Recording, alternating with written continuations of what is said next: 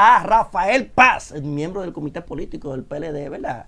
Y una persona que goza del afecto de todos aquí en cabina. Y que representa la juventud peledeísta, sobre todo en el comité político.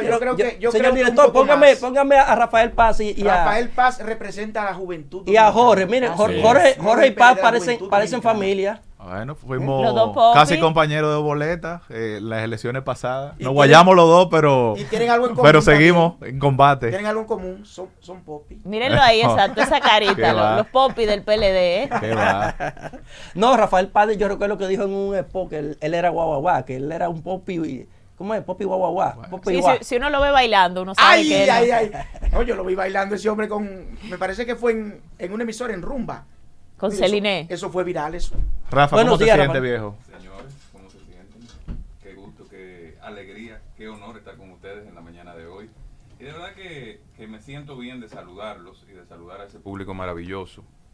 Y me siento también muy regocijado porque jóvenes dominicanos como ustedes estén haciendo comunicación, demostrando cada día su compromiso con el país, con las visiones que representan, pero con el, digamos, compromiso común de impulsar una mejor República Dominicana, que es lo que hacemos, todo lo que hacemos vida pública. Hoy vamos a hacer una foto en cabina de Manuel y mía también, que ya vamos a hacer una alianza. Te da mucha funda, te da mucha funda. Ya vamos a hacer una alianza, de ahora para adelante vamos a ser aliados. ¿Verdad que sí, Manuel? Como Valentín.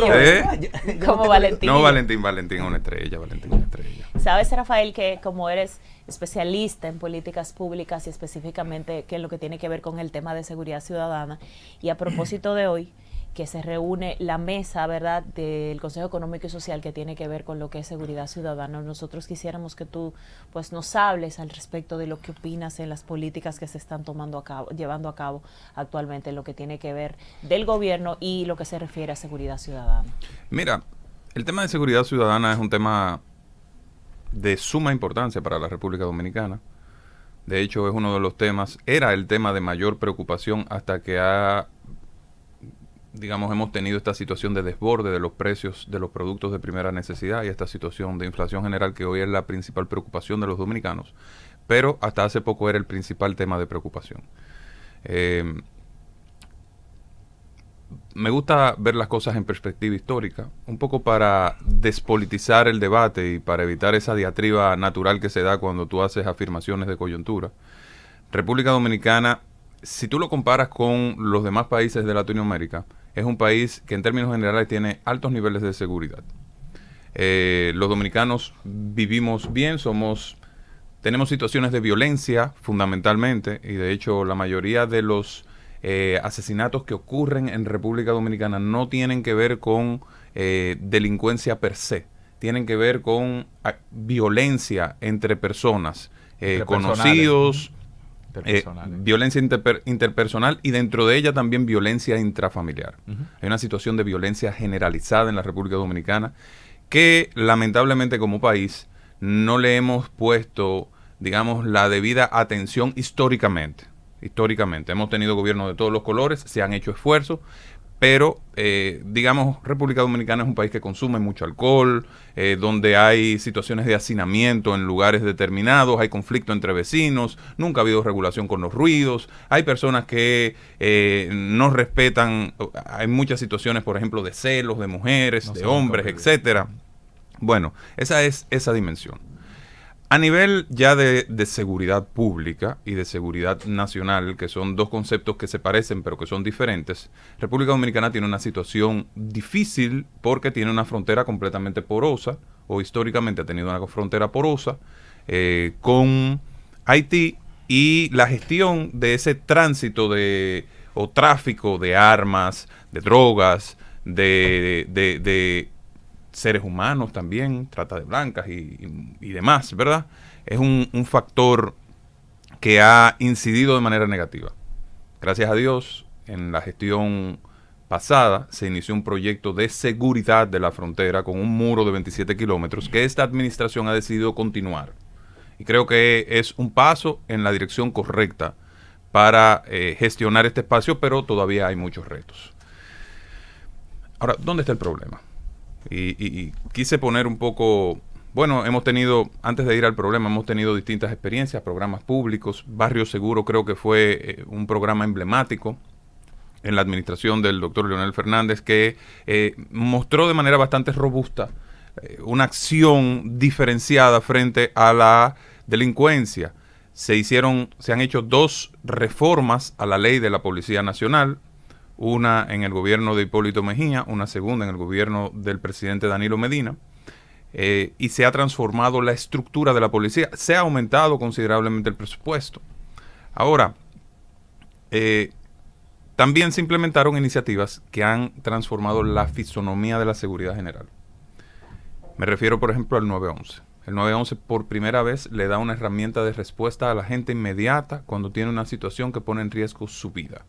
O sea, antes tú llamabas a la policía y tenías que esperar una eternidad sí, para que llegara un policía. Después que se implementó el 911, 3 minutos y ahí había un policía.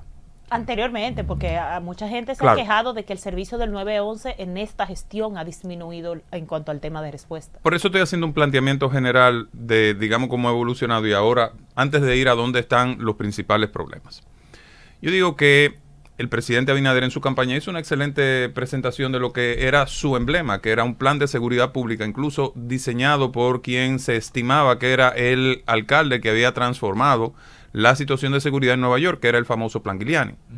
Pero, llegado al gobierno, el Plan Giuliani no aparece. Plan Giuliani no está. Se sustituye por un programa que se llama Mi País Seguro, que se me parece mucho a la iniciativa de Barrio Seguro, pero con un nombre mucho más amplio. Pero al final enfocado en sectores particulares. Hay un proceso de reforma de la Policía Nacional que inició con una comisión de transformación institucional. Yo digo que ese proceso, en cuanto a la policía, va por la dirección correcta. Ahora, los resultados de cara a la gente en la calle todavía hoy no se observan. Hoy la gente no... O sea, ¿cómo tú mides la seguridad de un país o de una ciudad? ¿Sabe cuál es la pregunta que se hace para determinar el nivel de seguridad de una ciudad? ¿Usted se siente seguro caminando en la calle de noche? No, hombre, no. Eso... ¿Por esa ciudad? No. Y si tú le preguntas a los dominicanos si se sienten seguros caminando de noche aquí, te van a decir que no. Rafael, la gente ha tomado como un instrumento de medición las redes sociales. Es lo que te dicen las redes sociales para todo. Sí. Continúa. Claro, y te voy a decir por qué. Bratton, que fue el comisionado de policía que transformó la situación de seguridad de Nueva York. No fue Giuliani. Giuliani tuvo el mérito de contratarlo. Pero después, cuando sintió celo político por los logros del comisionado de policía, también lo destituyó y destruyó el proceso. Bratton decía que el negocio, the business, como dicen los americanos, el tema, el asunto de interés o que le corresponde gestionar a un cuerpo de policía, no es la seguridad per se. ¿Ustedes saben lo que es? La percepción de seguridad. La gente está segura si percibe que está segura. Y eso es lo que tiene que asegurar un cuerpo policial. Que la gente, que cuando tú vas en Miramar, por ejemplo, y sales a tomar los carritos públicos en la George Washington como trabajador, tú sientas que a las 6 de la mañana, entre 6 y 7 de la mañana, que es que salen la gente que van a trabajar y tienen que coger un carrito público, sientan que pueden caminar por ahí sin ser atracados. Que si tú vives en Gualey y tú tienes que salir de ahí a trabajar en la ruta por donde tú vas caminando, que nadie te va a atracar, que si tú vives en Guachupita, no se metan en tu casa al mediodía a atracarte como ocurre. Entonces, yo creo que independientemente de los esfuerzos que se realizan, porque... Miren, señores, a veces cuando uno está en política parecería que todo se ataca en función de si tú estás en el gobierno o estás en la oposición. Yo creo que este tema de la seguridad va más allá de partidos políticos. Es un tema de la República Dominicana. Entonces yo estoy seguro que el gobierno no se siente satisfecho con sus resultados. ¿Por qué? Y aquí yo quiero también un poco que aprendamos los dominicanos. Y si hay algo que ha podido demostrar este último proceso electoral, que muchas cosas se dicen en campaña, pero cuando se llega al momento de tomar las decisiones, entonces se da cuenta uno de que eso no era así. Y yo creo que eso le ha pasado a las personas que están administrando la seguridad en la República Dominicana en el día de hoy. Wow. Excelente. Wow. Excelente. Usted es especialista en el área de seguridad ciudadana y ese no es el problema... El principal problema de esta generación es un problema que tiene ya décadas en República Dominicana. el pasado ministro de Interior dijo que el 2017-2018 que esa reforma que se había realizado aquí en República Dominicana lo único que le había quitado era el derecho de un director de la policía a hacer una gestión efectiva, porque incluso ni siquiera tenía la potestad para nombrar a las personas que él entendía que debían hacer un trabajo. ¿No entiende usted que esa reforma policial, en lugar de ayudar a la policía y avanzar en la seguridad ciudadana, lo que hizo fue retrotraer a tiempos anteriores? Mira, el cardenal Richelieu en Francia tuvo una gran contribución a la construcción de un Estado moderno. Y fue separar la administración de los fondos de los tipos que tenían una pistola en la cintura. Es decir, se llevó al plano civil la administración de los cuerpos militares franceses. Y eso permitió que las fuerzas militares francesas fueran mucho más eficientes en la gestión de los temas propios de la guerra, ¿verdad? Tú vas a decir, Manuel, ¿y por qué tú te fuiste para Francia de la edad, de cuando termina la Edad Media? Porque en República Dominicana, si algo ha faltado, ha sido reformas administrativas a lo interno de los cuerpos castrenses, incluyendo la Policía Nacional. O sea, si la lucha contra la corrupción en general, hay un ámbito donde históricamente ha habido un reto, es en esa parte. Entonces, todas las reformas que se han implementado para lograr mayor transparencia en la designación de los policías, mayor transparencia en la administración de los fondos públicos, aplicar la ley de compras y contrataciones, toda la parte de seguridad social de la policía. Señores, un policía no tenía un seguro médico en República Dominicana. Y eso se logró en el último periodo gubernamental, dotar de un seguro médico bueno a los policías para que su salario les rindiera mucho más. Es decir, se han ido dando pasos para mejorar las condiciones de vida de personas, de dominicanos jóvenes, que muchos de ellos soñaron con ayudar a que su país fuera más seguro, pero que al entrar a esa organización se dieron cuenta de que eso era una especie de vamos a decir, de laberinto, donde tus sueños de contribuir con una mejor República Dominicana chocaban con una realidad de una institución arcaica que te llevaba por otros caminos. O sea, y yo creo que todos los esfuerzos que se han hecho para mejorar la policía han ido en la dirección correcta. A veces los países, Manuel, se pueden equivocar en una decisión o en otra. Para eso están los congresos, para eso están... Pero este gobierno también ha tenido tiempo suficiente, ya tiene un año. No he visto ninguna reforma particular que se haya sometido más allá de los reglamentos que se han aprobado. Significa que lo que se hizo a nivel legislativo, en términos prácticos, digamos que le ha sido suficiente para lo que han hecho. Bueno, señores, nosotros no podemos permitir que Rafael venga acá y no hablar de política. Eso es así. Ese proceso interno por el que vive el PLD. Rafael, hablan un poquito de ese proceso que ustedes están librando. Ya tú tienes candidato. Hace días rodó una encuesta. ¿Cómo que yo tengo candidato? Me refiero si tiene candidato presidencial. Okay. Candidato Es una pregunta. Sí. Si ya elegiste a quién apoyar. Hace días rodó en las redes sociales una encuesta donde ubica a Margarita 20 y tantos de puntos por encima de Abel. ¿Qué tú opinas? ¿Qué opinión te merece esta situación interna por la que atraviesa ese partido? Mira, es una excelente pregunta, pero a mí siempre me gusta enfocar las cosas de la perspectiva del país. Y me gusta ver en qué momento está viviendo la República Dominicana, porque quienes hacemos política la hacemos para el país. La República Dominicana se encuentra actualmente bajo los efectos de una de las peores situaciones económicas que ha vivido en los últimos posiblemente 15 años, por diversos factores.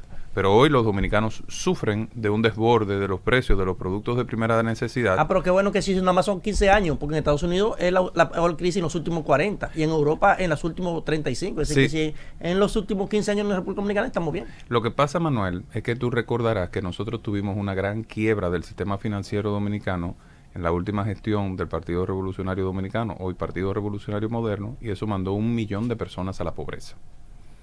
Entonces... Que se conoció la quiebra desde el gobierno anterior y no hicieron nada para resolver la situación. eso es hipotético. Lo que pasó en la práctica fue que se quebró claro. Baninter, Bancrédito y ¿cuál era el otro banco? Bancomercio. No, era el otro banco. Se quebraron 3 de las principales entidades financieras de la República Dominicana. Pero lo cobraron lo que lo manejaron, lo que se robaron los cuartos de los bancos. Lo que administraban los bancos. Mira, y en la superintendencia de bancos no hizo nada para respecto. Recuerda, pero Manuel, continúe. Aquí, más que un tema de entrar en esos detalles. Que es parecido al Banco América ahora. Que del 2019 se le informó lo que estaba pasando con ese banco y el superintendente de banco tampoco hizo nada, pero continúe. Lo que en términos prácticos ocurrió, Manuel, es que 1 millón de dominicanos se fueron a la pobreza. Culpa de la superintendencia de banco de entonces, que sabía lo que estaba pasando y no hicieron nada para salvar a la gente, y de que ese hoyo, que quizás cuando en el 98 quizás estaba en 20,000 millones, ya para el 2000 o 2003 cuando llegó, ya estaba por 50,000 porque se compraron muchos yates de lujo, los que administraban esos fondos, que eran los dueños de los bancos, se compraron y dilapidaron los recursos de los ahorrantes. Mira, si hay algo que yo he aprendido en la vida, es que en los temas financieros, meter la política es complejo. Por eso, si tú te fijas, yo fui muy sutil cuando dije, en los últimos 15 años, y no entré en el detalle de la quiebra bancaria, porque el problema que hubo con eso fue que se politizó el asunto enormemente.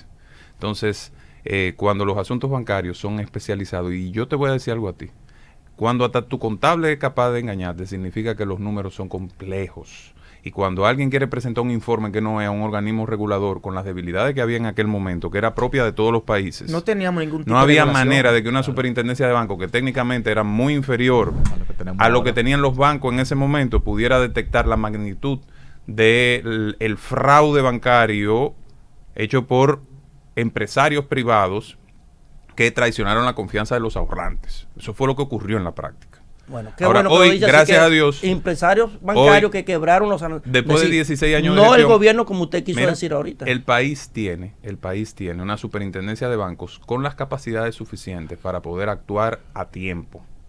Y yo creo que queda demostrado en el día de hoy, porque no hemos tenido, durante 16 años no tuvimos ninguna situación con ningún banco. Entonces, volviendo al tema que nos interesa, estamos al tema político y al tema de la situación actual. A mí no me gusta justificar delincuencia. Y de los 20 y tantos de puntos que le lleva a Margarita Bell. No. Entonces, hay una situación generalizada en términos económicos que está afectando a los más vulnerables. Las señales que se ven desde el Estado es que no hay un gran compromiso con los más vulnerables. Este es un gobierno que parecería que se enfoca principalmente en los de arriba. Entonces, el Partido de la Liberación Dominicana, que sacó la quiebra bancaria, metió 1 millón de dominicanos en la pobreza. Eso, gracias a Dios, volvieron a clase media la mayoría, porque la pobreza en los gobiernos del PLD se redujo de manera considerable. Solamente en los últimos 8 años salieron 1 millón de personas del rango de pobreza a través de distintos instrumentos de políticas públicas. Se pusieron en marcha una serie de programas sociales que hoy la República Dominicana tiene, como el programa Solidaridad, como Bono Luz, Bono Gas, y muchos de ellos fueron resultado de crisis internacionales. De hecho, el Bono Gas y el Bono Luz son el resultado de aquella cumbre que se hizo para enfrentar la crisis global que ocurrió en el gobierno, al principio del gobierno de Barack Obama, ustedes lo recordarán. Entonces, como otros instrumentos enfocados en los más vulnerables, para que no sufrieran, digamos, los embates de crisis internacionales. Entonces, el Partido de la Liberación Dominicana tiene una responsabilidad histórica. El bochismo tiene una responsabilidad histórica de cara al pueblo dominicano, y tiene que ejercer un rol de contrapeso, pero además tiene que construir una nueva alianza, un nuevo pacto con el pueblo dominicano, y construir una candidatura que permita recuperar el respaldo mayoritario del pueblo para precisamente conducir el país hacia los senderos del progreso. El Partido de la Liberación Dominicana ha abierto su proceso interno y hay excelentes compañeros compitiendo como aspirantes a la candidatura presidencial. La compañera Margarita Cedeño, el compañero Abel Martínez, el compañero Francisco Domínguez Brito, la compañera Karen Ricardo, el compañero Luis de León y la compañera Marix Hernández. En mi caso particular, Todavía, o sea, yo me he mantenido en un plano institucional como miembro del comité político del PLD, trabajando para el fortalecimiento de la organización y no he asumido ningún compromiso con ninguno de los aspirantes. Estoy concentrado en el Distrito Nacional, Rafael, dicen por ahí que los indecisos son de Margarita. Mira, lo que pasa es lo siguiente. El que me conoce sabe que cuando yo asumo una causa, no lo hago a la mitad. Si yo estoy apoyando algo, a alguien se siente y se resiente. Entonces, yo creo que todos los compañeros del partido tienen grandes condiciones, que hay un proceso que viene, que va a ser muy exitoso. Y mi compromiso es trabajar hacia lo externo para que las simpatías del partido crezcan. Y Rafael Paz en el Distrito Nacional, porque sabemos fuiste aspirante, ¿verdad? Fuiste candidato a la senaduría por el Partido de la Liberación Dominicana, que de hecho, pues a lo interno venciste un candidato que todo el mundo pues esperaba, un candidato histórico como Roberto Salcedo, y tú un candidato joven, que era tu primera vez aspirando y que hayas pues ganado ese escaño a nivel de lo que se refiere, ¿verdad?, al partido. Entonces, ¿qué está haciendo Rafael Paz? ¿Tiene aspiraciones en el 2024? Es un candidato que se identifica la juventud, que se identifica la gente, no solo lo interno del partido, sino lo externo. Los que no tienen que ver nada con el PLD siempre dicen, Rafael Paz, yo lo saco como le tengo su plato aparte, dice la gente popularmente. Mira, gracias, Gineuri. Te voy a contar algo. Cuando nosotros ganamos la candidatura a senador del Distrito Nacional, que fue en un proceso competido de primarias, como tú bien señalas, yo nunca he recibido un dedazo para nada. Todos los 4 procesos electorales en los que me he batido ha sido el resultado de competencias. Y cuando tomamos la candidatura de la oposición para noviembre de ese año tenía una intención de voto de un 75%.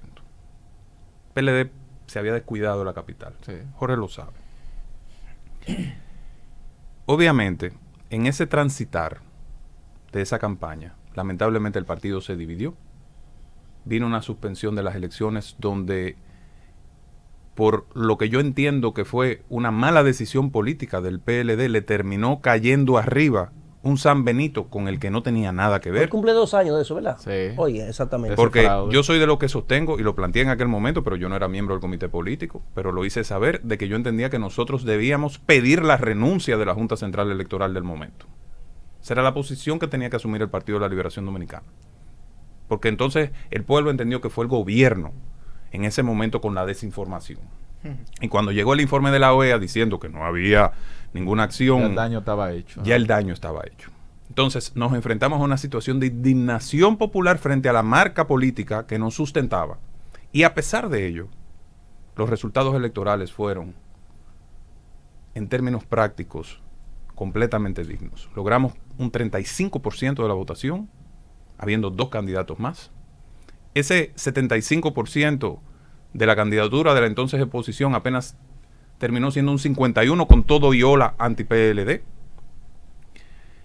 Y nosotros fuimos la candidatura más votada del PLD en la capital, con 6 puntos por encima de los demás niveles del partido. 140.000 votos fueron, 130.000. Casi 150.000 votos. 150.000. No, y el hecho de vencer a nivel interno a Roberto Salcedo, que había sido alcalde, Sí.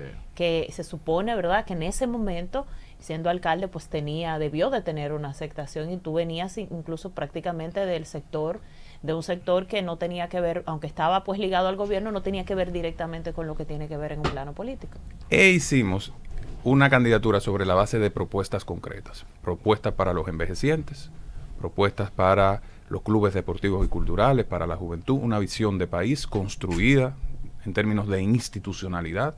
O sea, quisimos brindarle al ciudadano un compromiso real y concreto de lo que íbamos a hacer como senador del Distrito Nacional. Planteé en aquel momento que iba a sacar la oficina del senador del Palacio del Congreso y que la iba a llevar a las 3 circunscripciones en un ejercicio de representación cercana. Porque el Distrito Nacional lamentablemente tiene una doble condición, es la capital del país, pero es un territorio también. Entonces, ese rol de capital del país hace que en términos prácticos la gestión del territorio Distrito Nacional sea precaria. Claro.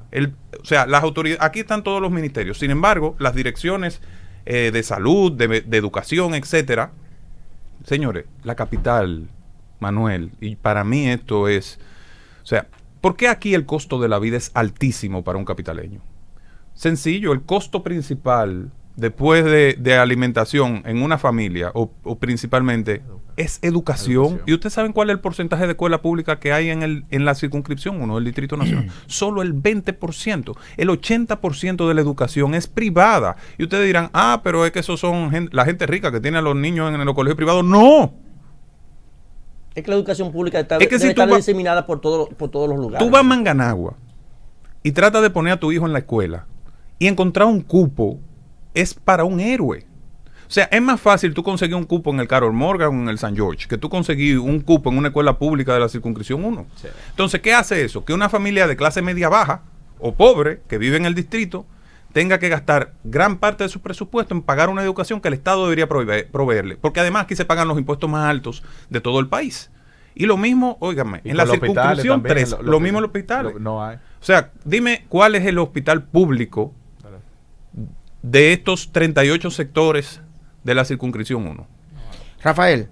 Hay una preguntita porque ya vamos concluyendo. Sí. Rafael, mira, hay quienes dicen, y yo tengo ya un tiempo diciéndolo, porque si yo soy un crítico... Yo hoy voy a lograr una cosa importante, que ya yo me enfrié con Manuel. Eso sí es ya hoy yo me enfrié con Manuel. Oye, esto va a ser un paso agigantado lo que yo voy a dar hoy aquí. Yo he sido un crítico ácido, ¿verdad?, con el asunto de corrupción del PLD, y también lo he sido con el PRM, porque también, sí, por ejemplo, los casos de Inaviel, el primero que lo denunció fui yo, lo que estaba pasando, porque yo no tengo exclusividad con una cosa. Lo que está mal no importa quién lo haga, está mal. Lo que está bien, está bien.